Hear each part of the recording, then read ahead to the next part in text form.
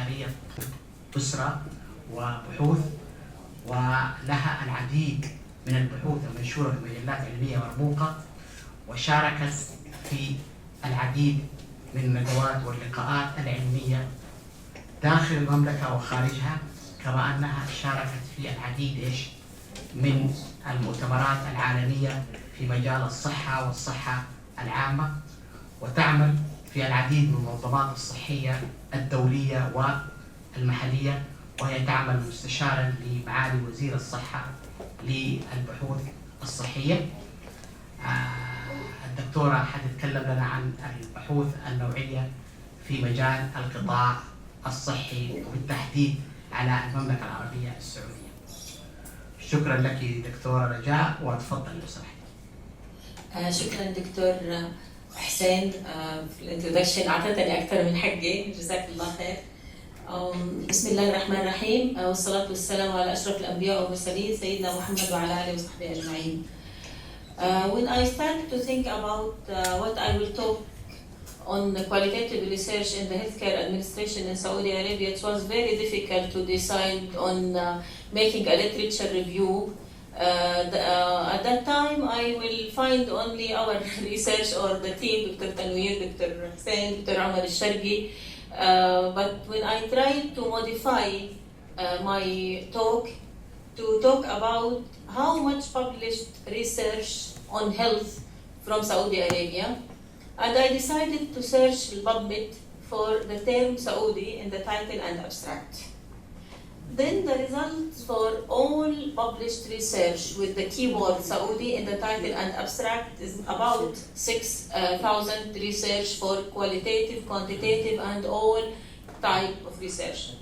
I tried to see the trend by 5 years on the increase of the publication from Saudi Arabia. As we can see, there is upward trend in increasing the number of publication per 5 years from Saudi. This is in general, qualitative, quantitative, any health research published in one of the most important databases for search, which is PubMed. This is the National Library of Medicine from the PubMed. I tried to search for special queries and mainly on health services research queries. This is the first search on the term Saudi Arabia and qualitative research. This is the result, about 1,780 publications, and when I try to see the trend, also there is upward trend with increasing the number of qualitative research published from Saudi Arabia. This research up to 18th of March, yesterday, 18th of March 2015. And this is the output of the search. When I try to go through the publication, it mostly regarding clinical issues or human behavior related to behavioral disease or any behavior related to the population in accessing for health services and accepting any programs.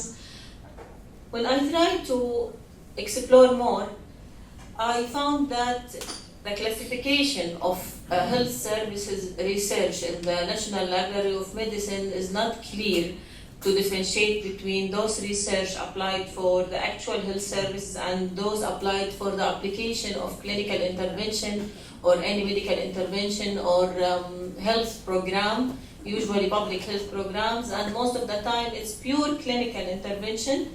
Adherence of the population, behavior of the population, they considered all this research as the health services research, why it's not directed to the improvement of the health system in Saudi Arabia.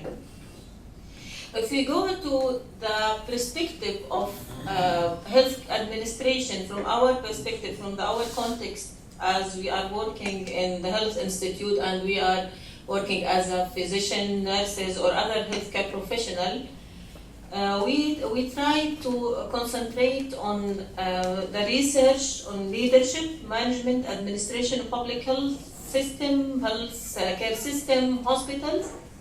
And if we consider the healthcare administrators are a healthcare professional, usually the majority of decision maker and those who work as a decision maker in the Ministry of Health or other sectors in Saudi Arabia are usually did not get any qualification in healthcare administration, hospital administration, or they don't have any experience on that. So their research directed toward the improvement of their own health care services provided directly to the patient, and not toward improvement of the health system, overall improvement.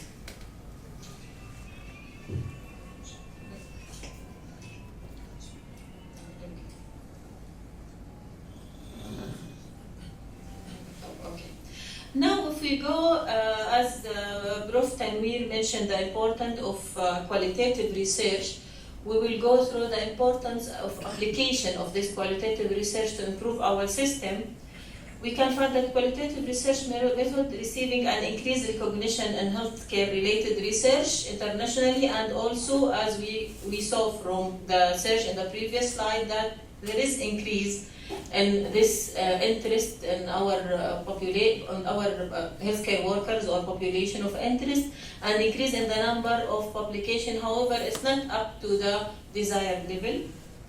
And the use of qualitative research in the healthcare enables researchers to answer questions that may not easily answered by quantitative research and may not be used when we try to search the research published outside the kingdom or in other communities. We couldn't apply that on our community because the qualitative research study the in-depth or the insight of certain issues that more than 80 or 90% different from community to community. With the increased recognition and increase the number of books, articles, papers related to qualitative research, we can see that it should have an effect on our attitude, on our practice, on our type of research published in our community. Now, when we want to analyze any problem qualitatively to know how and why the causal mechanism are triggered, it's very difficult to find any answer for the most important health question in our community, how and why this happened. Just we are conducting quantitative research, recognize the burden of the problem, and we did not explore any deep insight of the problem in our community. So if we didn't do that, it will not allow us to go more in-depth description of our public health problem, our health system, and our administration. And we will not go to more detailed lesson for the future, and this one of the barriers to the improvement of the healthcare system and the obstacles facing the decision maker in the kingdom. So research in health system, incorporating qualitative research method experts into health research teams to enrich the research, so we don't have enough research to improve our knowledge about our health system. We are not sure that our methodology in publishing our research is matching our question and answer the most important question in our health system. And we don't have a perception of lay participation in the care, and we couldn't identify any barrier to change the healthcare system as we want to change according to the international trend in the providing the health services. So now in the era of evidence-based healthcare, and all of the healthcare workers or healthcare professionals working in Ministry of Health or other institute in Kingdom of Saudi Arabia has been most sought after evidence to support healthcare decision making, to support the manager, to support the policy maker in taking their decision to improve either clinical services, public health services, or to in general improve the health system generally. And many important questions are not easily answered by quantitative methods, and that is decision may be suboptimal and in complex healthcare environment where quantitative data alone do not address the varied information needed, and we are lacking a lot of information about the problems or the burden of the problems in our community due to lack of qualitative research that address the problem from deep perspective. So the need of qualitative research The healthcare worker require contextual information about the feasibility and appropriateness of the intervention. As we know, a lot of intervention, international programs suggested by the Center of Disease Control, suggested by WHO and all other international medical organizations, they suggest their programs for prevention of a lot of disease for all over the world, and they classify the world into certain regions. We belong to the Eastern Mediterranean Regional Office, and sometimes the application of this program for each country need to know the characteristics of the population, the social, the health system, the resources. All of these things, all of these important things should be addressed before the implementation of this program. And from my point of view, I think a lot of our programs fail to reach to their targets or the objectives, and we will try to find the indicator to compare our implementation of programs to other countries, or especially in the region, we find that we are beyond the expected level of implementation of this program because of the lack of information about the barriers and the visibility and the important factors that could improve the implementation of the programs.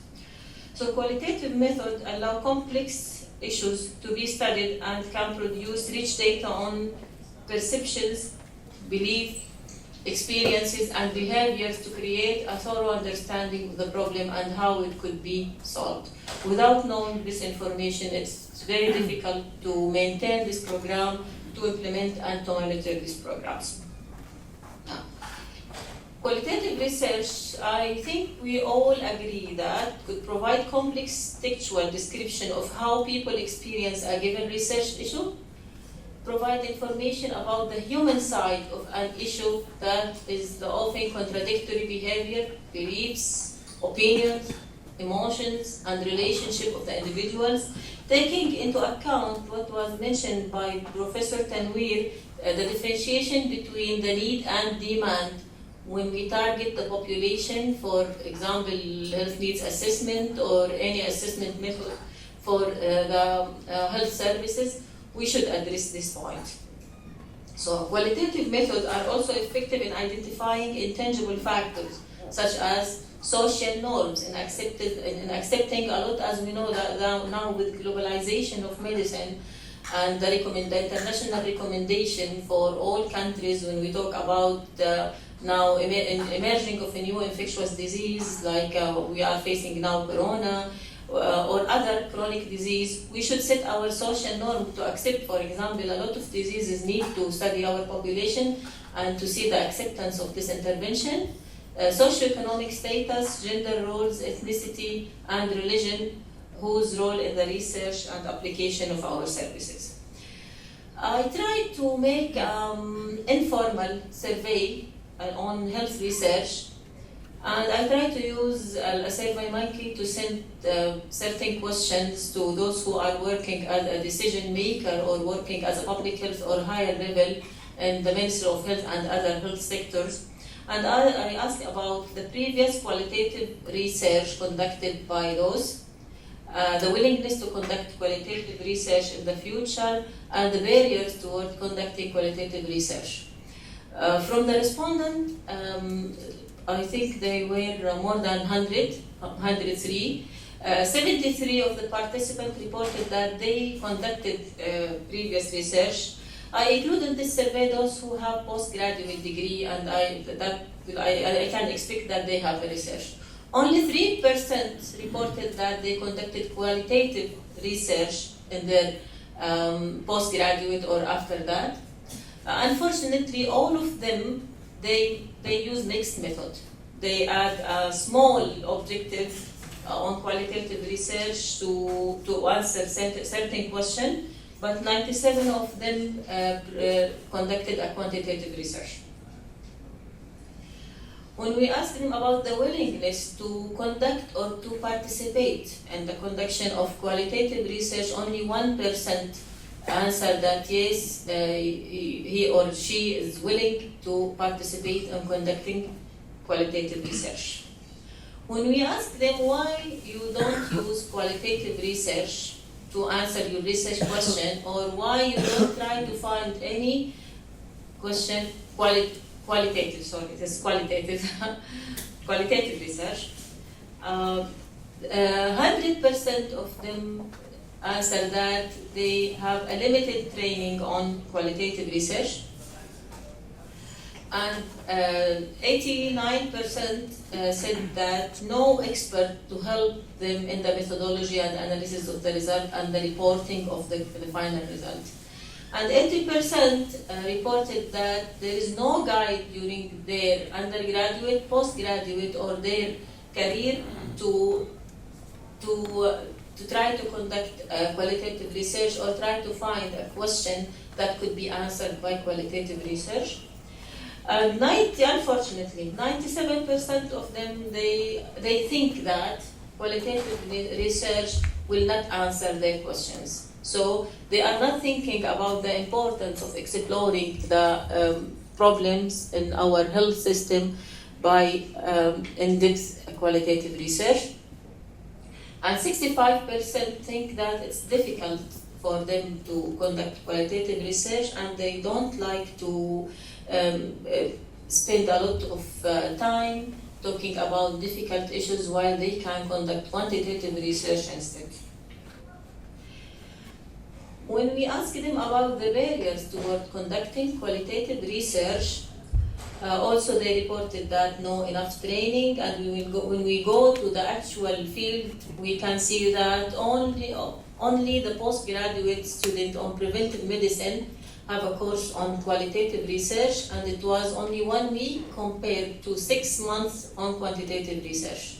So 1 week without application, without any hand-on work, it was very difficult for them to think about qualitative research. And 64%, unfortunately, they think that, or they don't feel that the value of qualitative research, and that they don't think they need a qualitative research in their field. 88 see it's difficult to analyze the result and to report the final outcome of the research, and 75% prefer quantitative research, and they are familiar with the methodology and the steps of conducting quantitative research, as they guided by their teachers or by their doctors when they was under training. So in conclusion, qualitative research methods underutilized for healthcare administration research or healthcare services research, and the researchers were guided toward quantitative research. No enough training for all graduate or postgraduate students toward conducting qualitative research, and lack of expertise on qualitative research in our country. So my recommendation, as we are talking about qualitative research, is to conduct qualitative research on underutilization of qualitative research.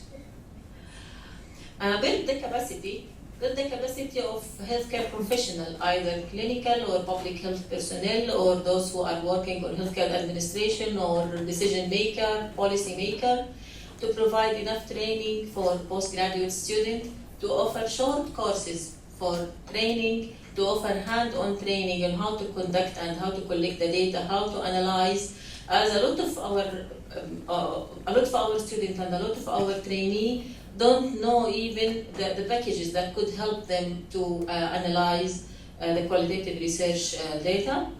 Active participation of the workers with qualitative research from the supervisor or their, we have a lot of expertise here, Dr. Hussein, Dr. Tنوير, and Dr. Omar. We can use them as an active participant in data collection or help to conduct Delphi techniques, focus group, or any other methods to help them to make hand-on training and to be sure that they can understand the methodology and break the barrier between them and the application of qualitative research. Thank you very much.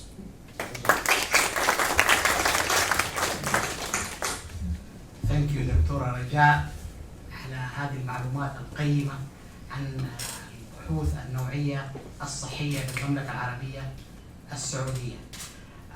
طبعا أرجع وأقول إنه بحوث الخدمات الصحية في الحقيقة هي ملخص لكلا البحوث النوعية والبحوث الكمية، لكن المشكلة احنا نواجهها في الهيلث كير سيكتور is how to measure الفاريبلز.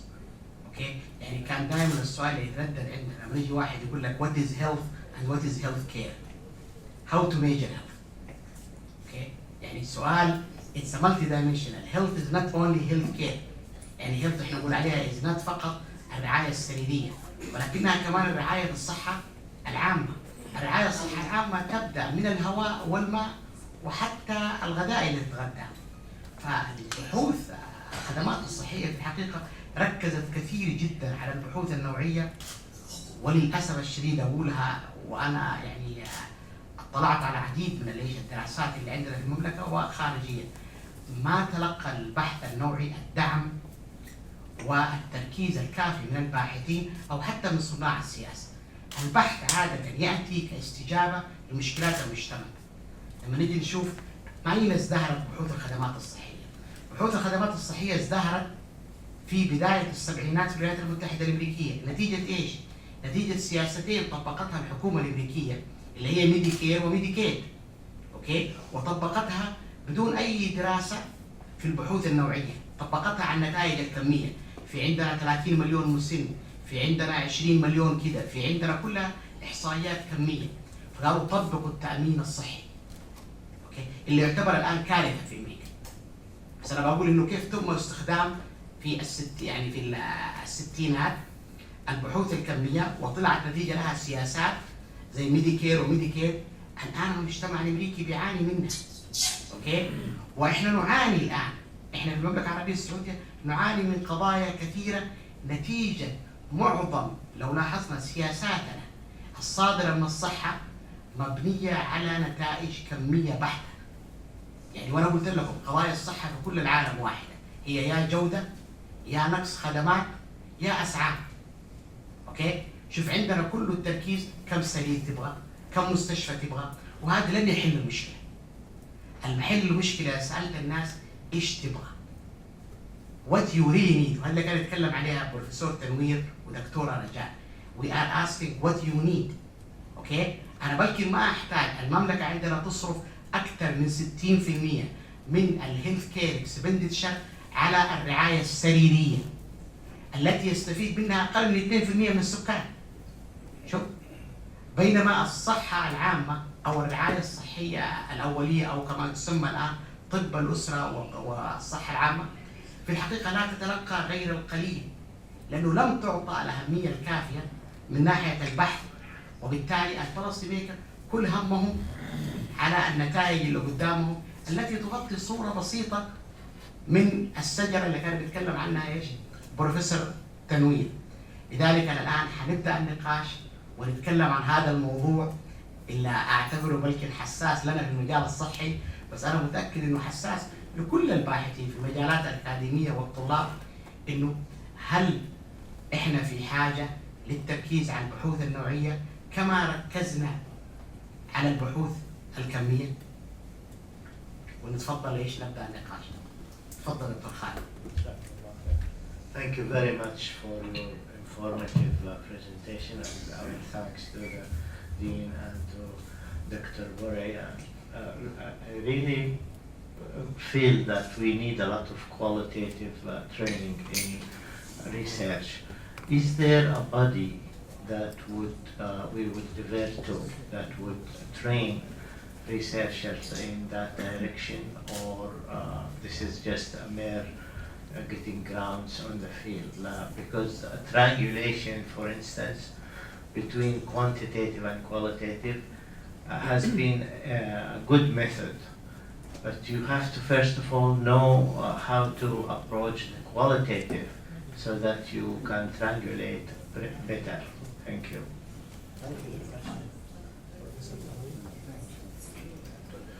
Thank you, Dr. Khalid. I think it is more an issue or a question of producing a culture, an academic culture or research culture, of encouraging, as Dr. Raja also added, of qualitative research into our mainstream academic teaching and our research priorities. because sometimes I sympathize with my students because this is their first time they are doing their research. They do not have enough mental capacity or enough confidence to take up qualitative research, which, as you know, I'm sure, demands a little experience, demands a little insightful exposure to the situations or the contextual realities we are talking about. So I think it's more of a development of institutional cultures, something like I would like to encourage my students when I'm teaching, or when we set up our research priorities, then people who would take decisions on which research proposal to give more credit, then a qualitative model or qualitative input perhaps would be taken as a priority over there. So this is how I think it develops on its own. It stands on its own very feet, you see, rather than getting into collaborations, you see, which may not go a very long way as such. And regarding the triangulation, you see, one of the models I'm alhamdulillah developing, and one of the papers I presented in Manchester in 2010 now, it's almost more than 4 years now. I rejected the triangulation model at all, because I would say that you can use your own metaphor every time you do your research. Triangulation is what? It's a metaphor, it's a istiara. It is like we use three methods or three approaches, and we try to look at it from three different data sources or three different perspectives. But let's say if we change triangulation, which is only in our mind, it's a concept which explains an operational framework or an operational methodology for research. If we change triangulation with the concept of prism or with the concept of a crystal, then the whole model changes, the whole approach to research changes, the whole conception of research changes, the whole methodology changes, the data collection, data analysis, the whole model changes. So I would say that it is just in a level of awareness, and I think our Saudi society has come up to that age where we should take the merits and advantages of quantitative research on the one hand and chip in and contribute the best of our methods in qualitative research where they are needed. And that is why I use the word in parallel support rather than a substitute. So I'm very happy to see Dr. Rajaa's findings, you see, and which are self-explanatory. Now, if we compare this model or these findings with some findings in the UK, you see, or how much of the research is quantitative and how much of research is qualitative, in my experience, most of the research carried out in the, let's say, UK on issues of mental health and risk behaviors or obesity, majority of those studies are qualitative researches. They would take one person as a case, they would study him or her for 3 months or so, and they would dig deep into the perceptions and the beliefs, and then they would come up with solutions. So I think this is the right time for us to move into that direction, inshallah. Thank you. Professor برعي. Ladies, أي سؤال؟ إيه تفضل. السؤال بعد. طيب تفضل. أي تفضل يا دكتور. السلام عليكم. وعليكم السلام. في وكيلة الكلية دكتور حسين. On behalf of my colleague and our student in ladies section, I would like to thank our speakers, Prof. Muhammad Tnawir and Dr. Rajaa, for the very important idea they have in this important scientific meeting in such an important sector, really. And I would like to thank you, Dr. Hussein, for directing this important speech, and Dr. Umar the head of the department, and Dr. Arij, the head of the department in the ladies section. I thank all the attendants as well for this important, coming for such an important thing. We have now, Doctor, if you don't mind, a question from عنود قبسي. كومنت قيسي عنود قيسي، معيدة في قسم إدارة الخدمات الصحية، ماجستير صحة عامة إدارة صحية. لديها كومنت if you don't mind. Would you please أستاذة عنود? Thank you so much, Dr. Tanwir and Dr. Rajaa. I agree with Dr. Rajaa that there is lack for resource. When I start doing the work, I found there's really lack of resource because the most of researchers focus on the quantitative research. And just a few of the researchers just add some in qualitative research. And also we have not enough training, like if the Adoni can help for more trainer or help us for more course or... So you're asking for... Okay. Thank you. Thank you. Professor Tahir.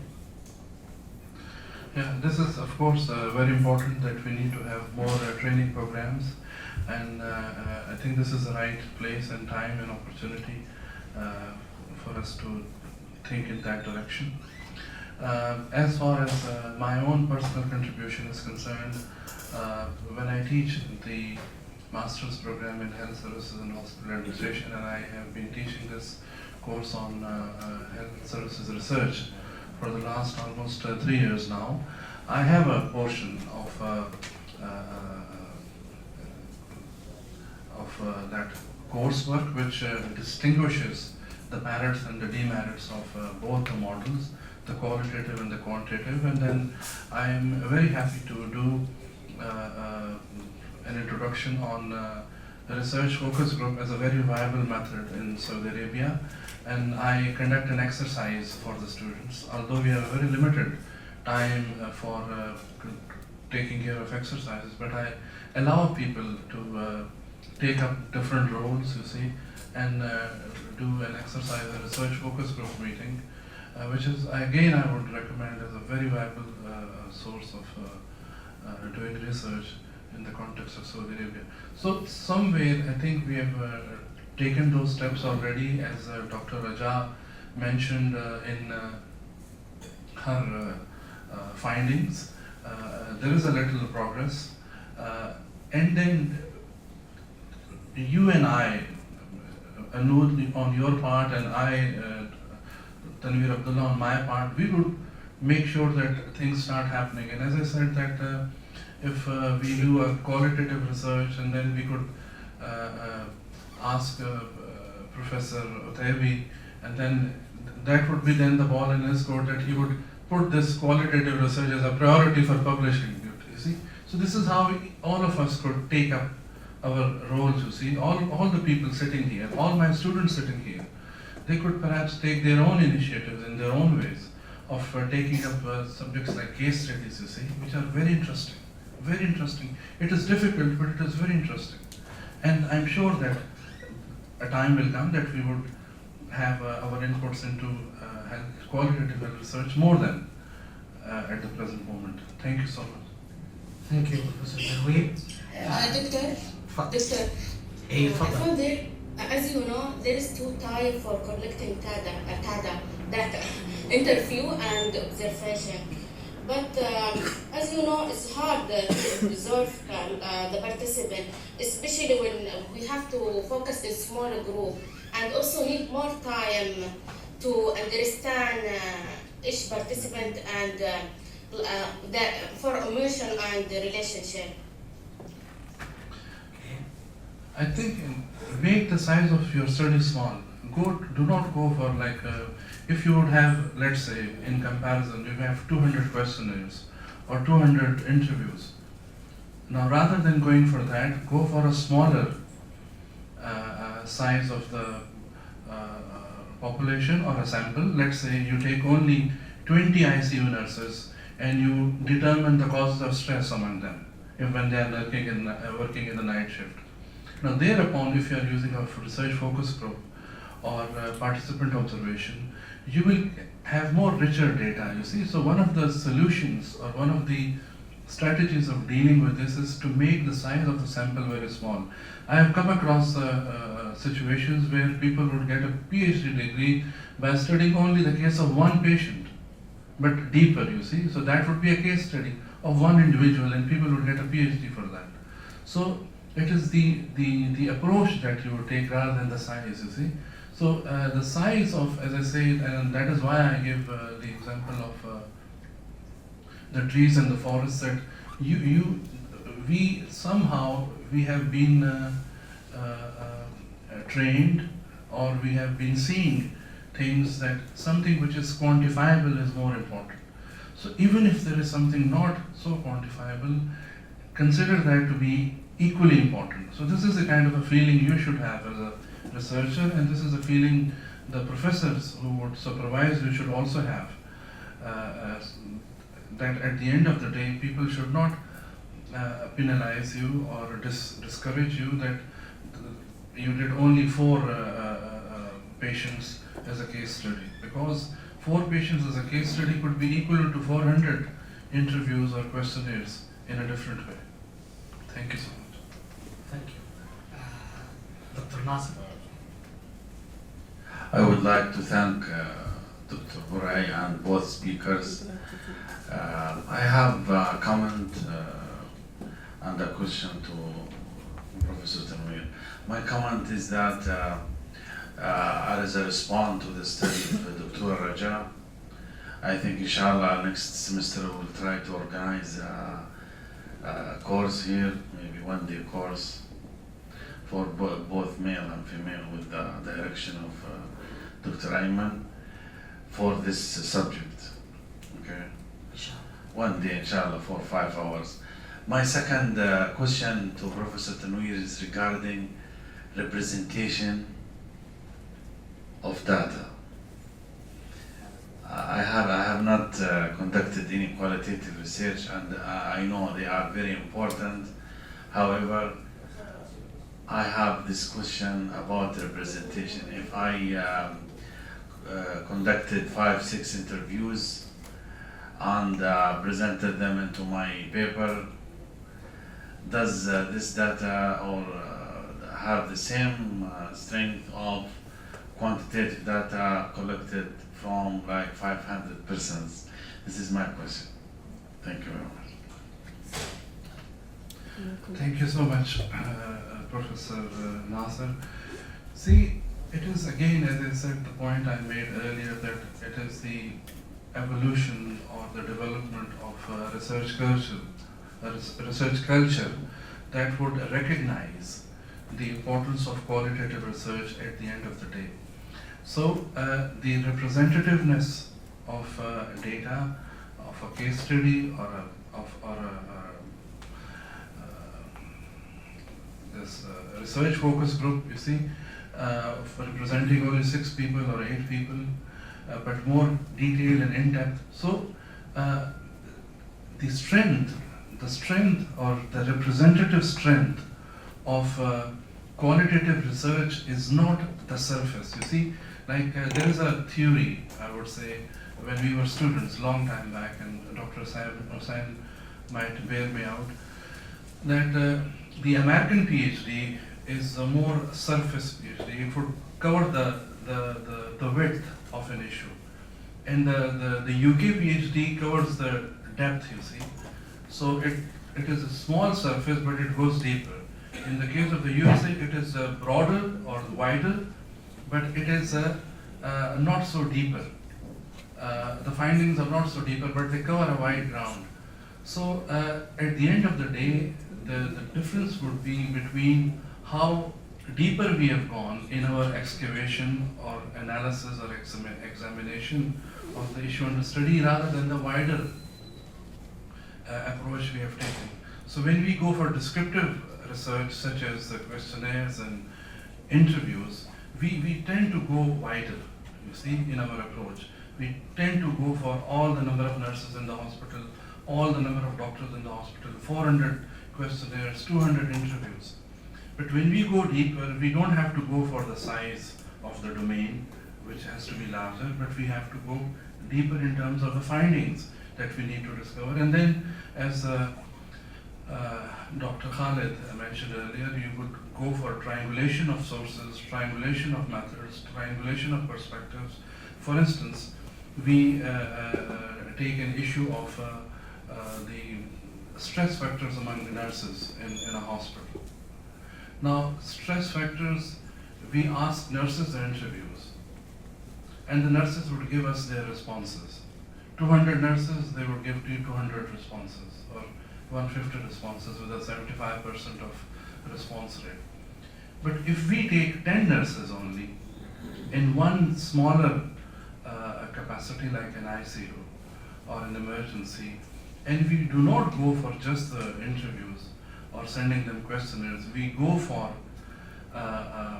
deeper studies, or we go for multiple perspectives. Stress from the view of the patients, how they see nurses to be under stress, from the view of the doctors who are their colleagues, or technicians who are their colleagues, and the managers, how they see. So our evaluation or our assessment of the problem would then not be from the perspective only of the nurses, the way they would communicate their answers and their questions, but we would see a much wider picture, a better picture, and a deeper picture through multiple sources.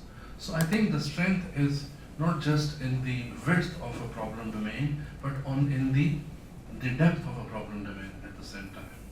And I hope I have answered. Thank you so much. Thank you. Dr. Saroon, تفضل.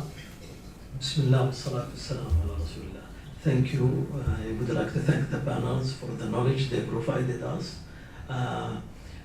As you know, there is two approaches to research, quantitative or qualitative. I am not talking about triangulation.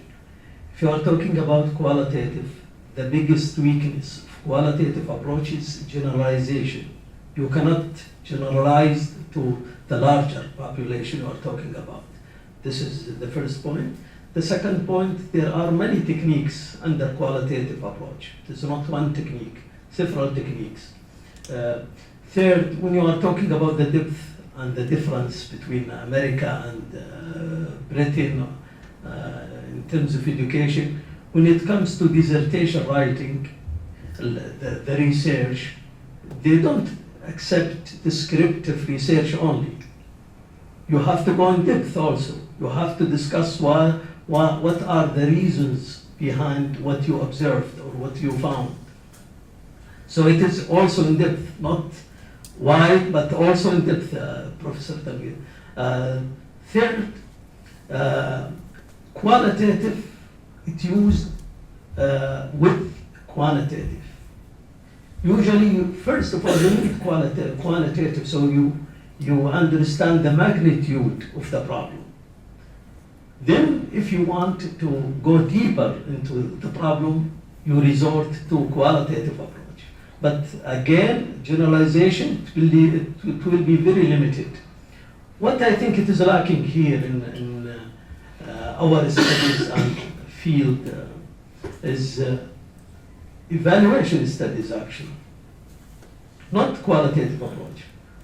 In my opinion, we should concentrate more in doing evaluation studies, because if you do evaluation studies, you can, one of your elements you are going to study is context.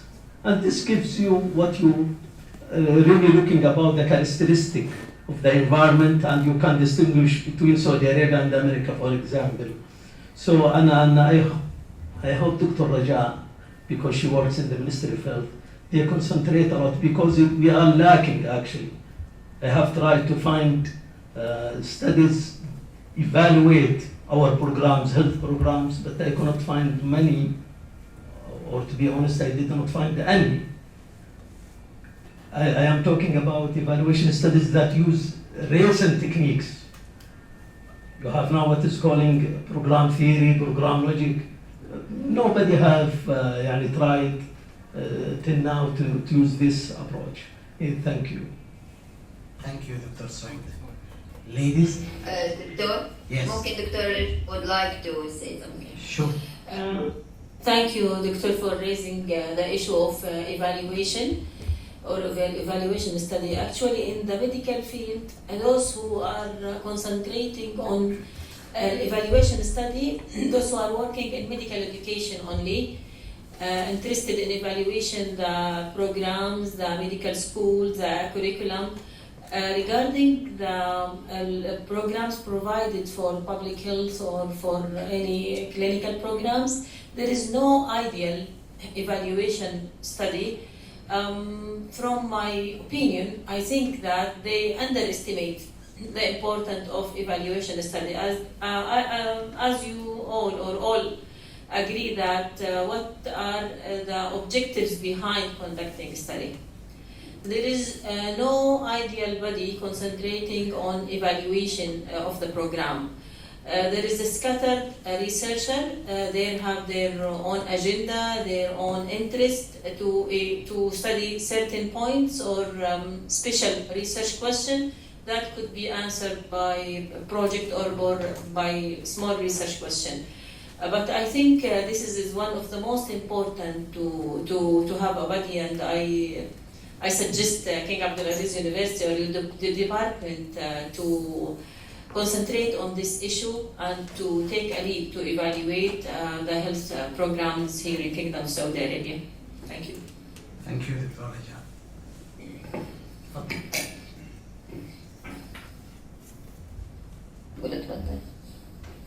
دكتور احنا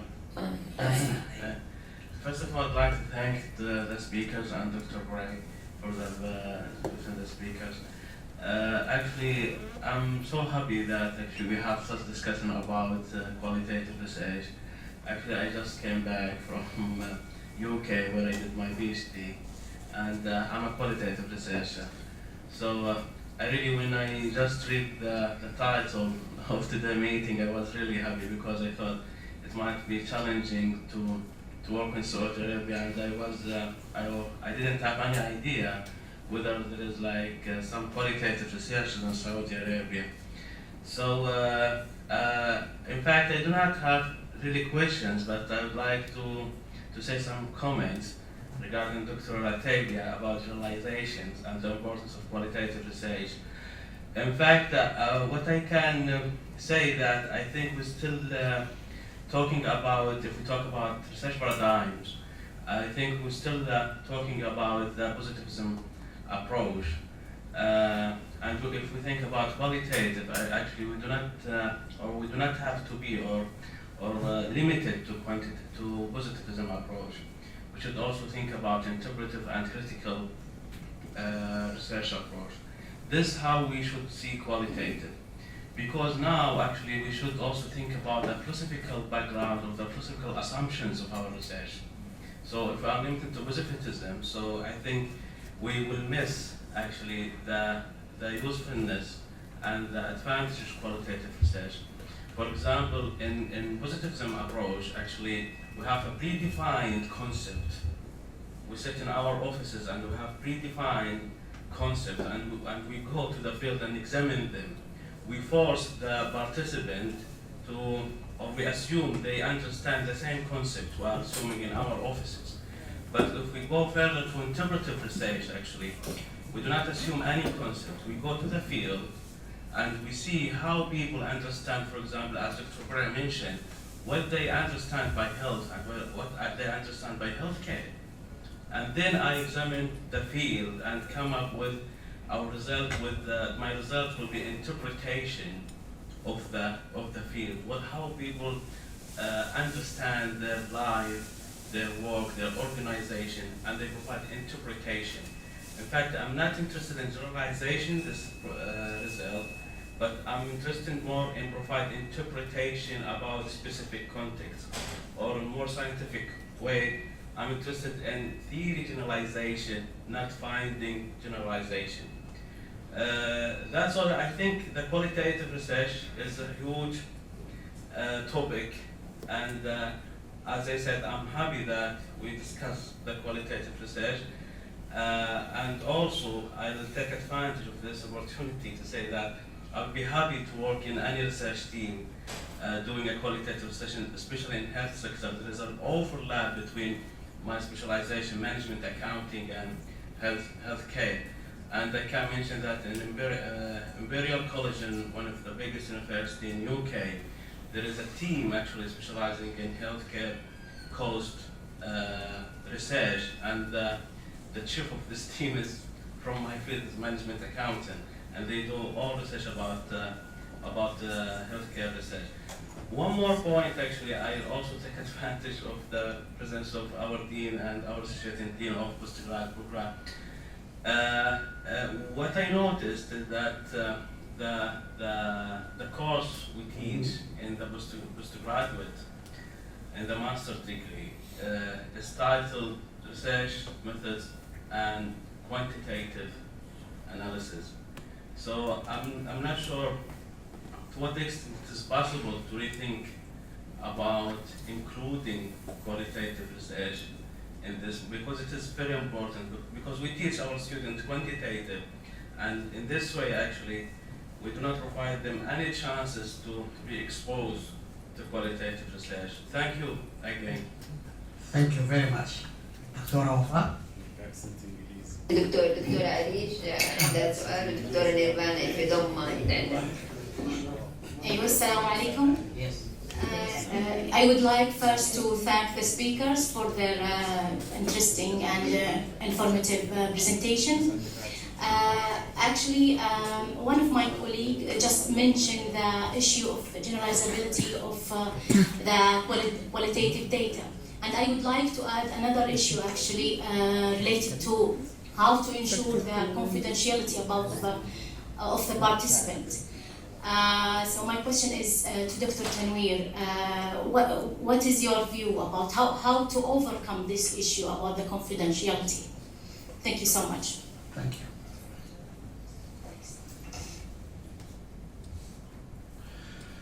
Thank you so much. I think I would like to answer your second question first regarding the confidentiality of participants, and then I would like to come to the issue of generalization and the comments by our Dr.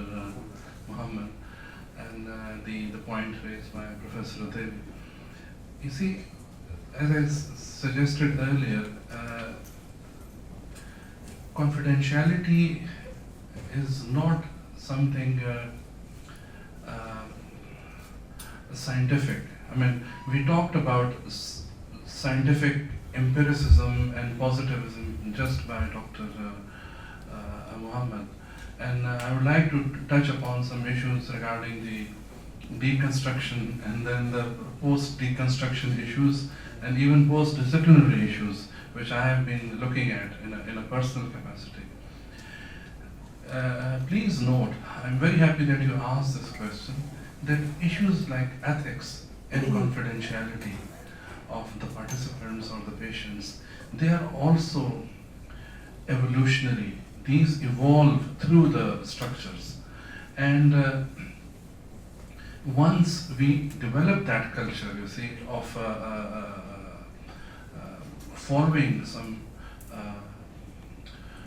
streams of qualitative research, these would pinch you initially, but then they would become a norm, and the regulations would come automatically from the patients, from the participants, from the researcher, from the hospital, from the community, and ultimately those issues of confidentiality and ethics and privacy, they would be no more issues as such. As I say, even in those countries like US and Canada and England, issues of confidentiality are very much there. So one of the challenges of qualitative research is, yes, that how you would maintain confidentiality, how would you maintain a control on interpretative bias of the researcher, because the researcher at the end of the day, as Professor Tebi mentioned, that we do qualitative research and then we end up in conclusions which primarily would be the interpretations of the researcher rather than something coming solid and hard fact from the respondent in the form of a tick yes or no. You see, and percentages like 50% and 70%. So issues of generalizations and issues of confidentiality, they evolve and they get through on their own through the research, cultural evolution, you see. So they look like issues now, but they may not be that problematic in years to come. As I say, they take their time, and the regulations would take over sooner or later. Like there is a demand and supply principle in economics, and there are regulators in the middle.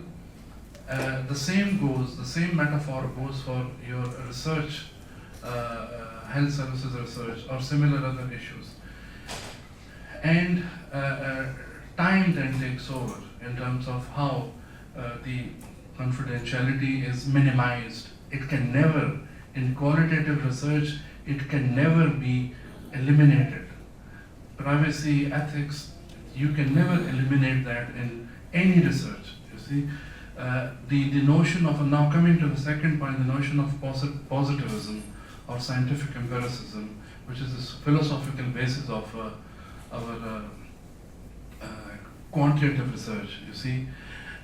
Then that I would also thereby question to what extent our quantitative data is generalizable. Don't we make compromises right from the beginning when we design our plans and design our researches? When we send in the questionnaires, we get a 75% or 60% response rate, so we make another compromise there.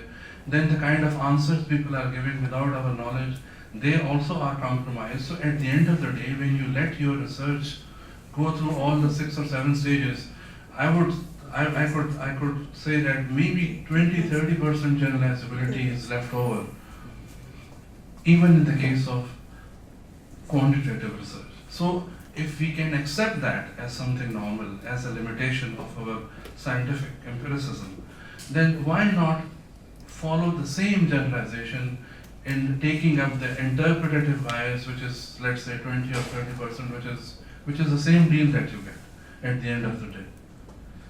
Thank you so much. Thank you. ما ادري اذا كان في ليديز في احد. ايوه دكتوره نيرفانا من قسم اداره عامه خدمات صحيه. تفضل يا دكتور. السلام عليكم ورحمة الله وبركاته. وعليكم السلام. The first of all, I want to thank his speakers, Dr. Rajaa and Dr. Muhammad, and who are responsible on the conducting of this scientific and informative meeting. I want to ask him first about the percent of traffic accidents, who Dr. Muhammad said about that more than 6,000 people dead from traffic accidents each year. I don't believe these numbers occur now after the traffic procedures occur as Sahir and after regulations, governmental regulations about traffic, and after that maybe it's less than 1/3 of this number. I believe that. I'm read about that in the first. Second, I'm talking about the quantitative and the qualitative research. It's a problem faced us when conducting our research. When we want to publish our research in international journals, I'm asking about the statistical methods used. When we're making about productivity, cost, and after some titles in administration, we're talking about numbers. We can dealing with numbers. When I'm looking to conducting one research about behaviors, we can transfer this behavior about percent. The most of behaviors of people conduct by this. What is the most? What is the number of most? 60%, 70%, 80%? How you can say it about the most of them? Behaviors of them making something or done something or after that. How we can determine the most of them by qualitative, not by quantitative. And I wanted to transfer to the qualitative research to quantitative research, to give the number and percent of qualitative research I do it. When I'm making the mental research, yes, making about, we can talking about the behaviors of people, such as many of people have an anxiety, have perception, depression, have something, and how much of this many, how much of this most, we can transfer the qualitative research into quantitative research, but we can determine the most or many or these words. اوكي This is my problem. اوكي شكرا. خليني اعطي بلكي الدكتوره رجاء عندك ممكن تجاوب. تفضل يا دكتوره رجاء. شو الدكتور ترى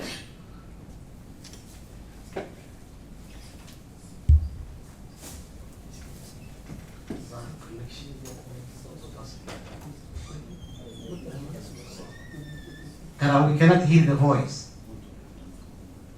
انفصل.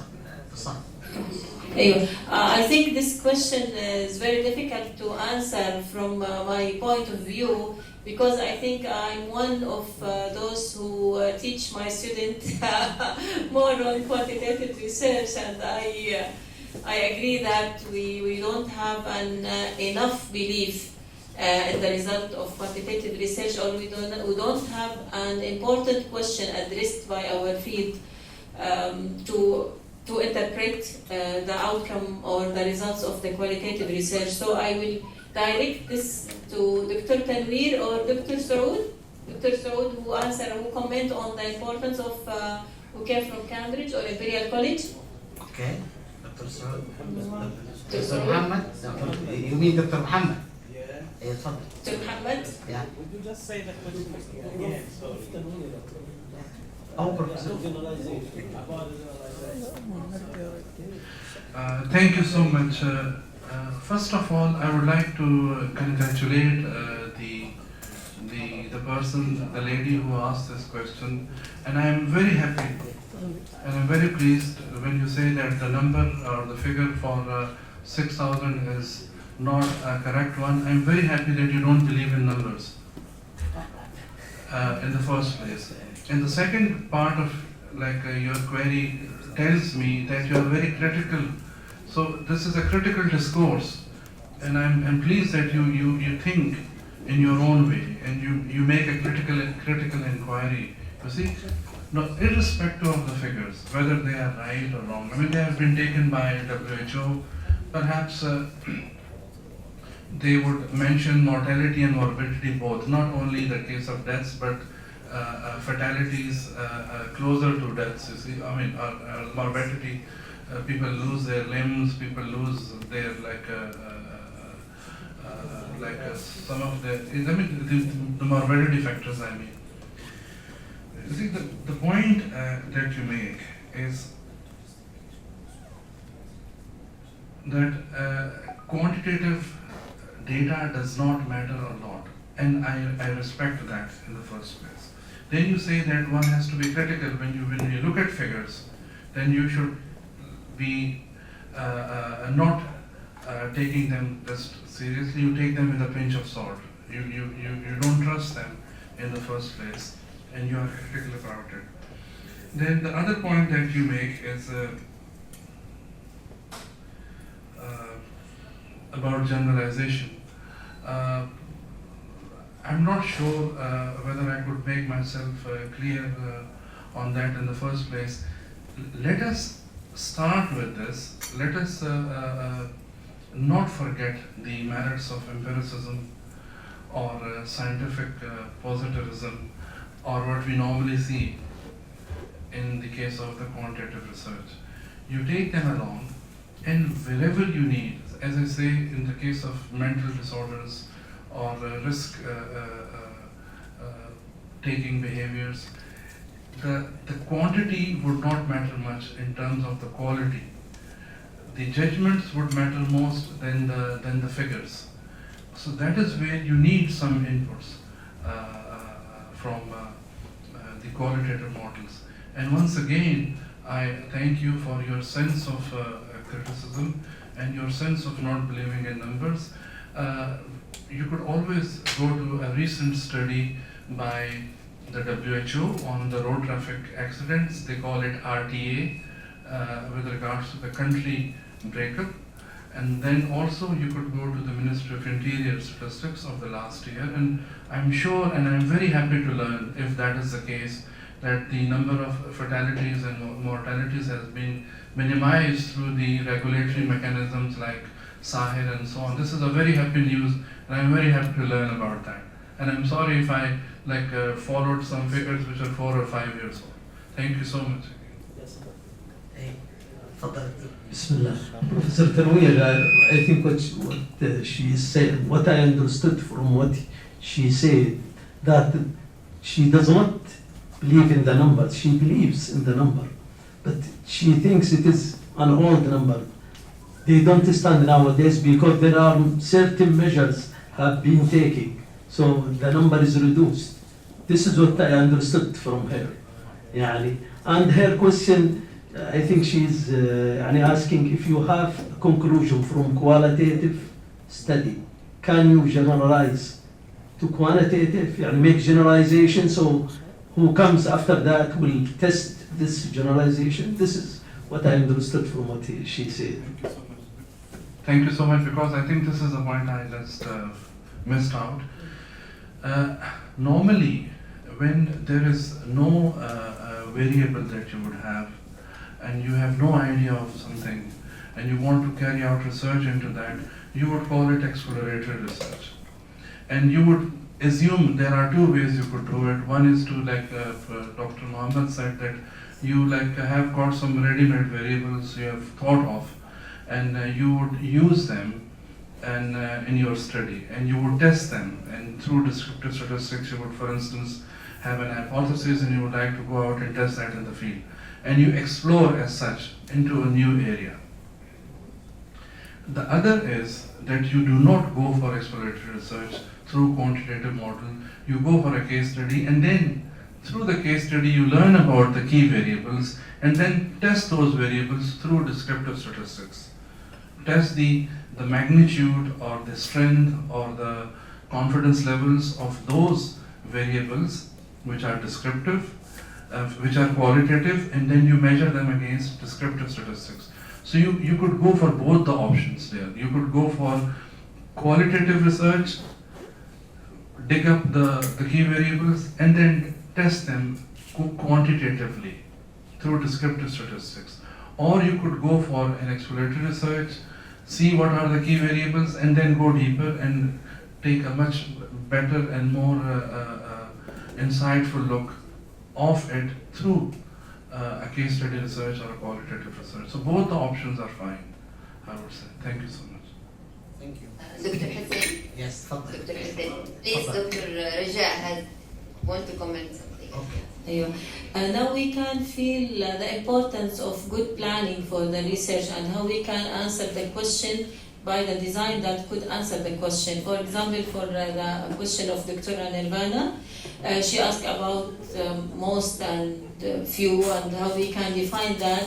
This is the beauty of using both methods to answer the question. If we can address, for example, in the mental health and anxiety or depression or any other complaint, we can address how and why from the qualitative research, and we can know how much to transfer to the number when I apply this result from the qualitative research and distribute it for quantitative research to a representative sample to answer this question. Okay, thank you. Thank you. And I think I want to just add something. In health service research, we have to be fair with the scientific definition of the field. And some people always like to, go according to their interest. Okay? But in general, health service research is a combination of both. And you cannot say in qualitative research will answer all the questions. And you cannot rely completely in quantitative research to solve all the problems you are facing. You need to know what and why. Okay? So we have to use both, but in more depth research. And this is why health service research now most big university, if somebody is interested in university about qualitative research and things, and I know, for example, in Minnesota or in Johns Hopkins University, health service research is divided into 5 areas. Okay, like when Dr. Rajaa was talking about evaluation research, they will teach you evaluation research, they will teach you qualitative research, they will teach you qualitative research. And in fact, now there is something, what we call it like the logic, okay, of the research, which is any more as a wisdom of the research, which means like the inductive logic and deductive logic and the utilization of it. Health service research is a big issue. Yani, really, we need all the tools we can use from both types of research. I'll just go here. We have one question. Assalamu alaikum. Wa alaikum salam. First of all, I would like to thank Dr. برعي and both speakers, Dr. Rajaa and Dr. Tنوير. My name is Badr Nahari and I will speak to present all students here. It's a pleasure to spend our time here and attend this discussion about qualitative research. As a response from all students, I think we can do in our club, HSA Club, Health Service Administration Club, we can do a qualitative research by doing a focus group and make 2 or 3 qualitative research, like what you say in depth, by knowing how and why, and we can do it as a beginning in qualitative research and respond to what we say here, and we can ask our doctors to how we can make it very well and how we can make a strategy or a process to do it. And we can also make it or do it in extra classes or something like this to know how it will take for a long time. And this is my comment. Thank you. Thank you.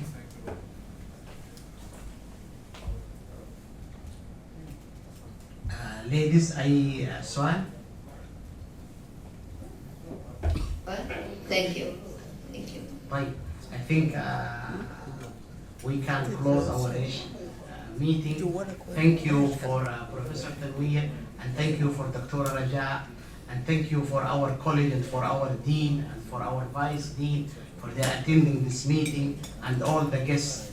Thank you all, and inshallah we will see you in the next meeting next month, inshallah. Thank you.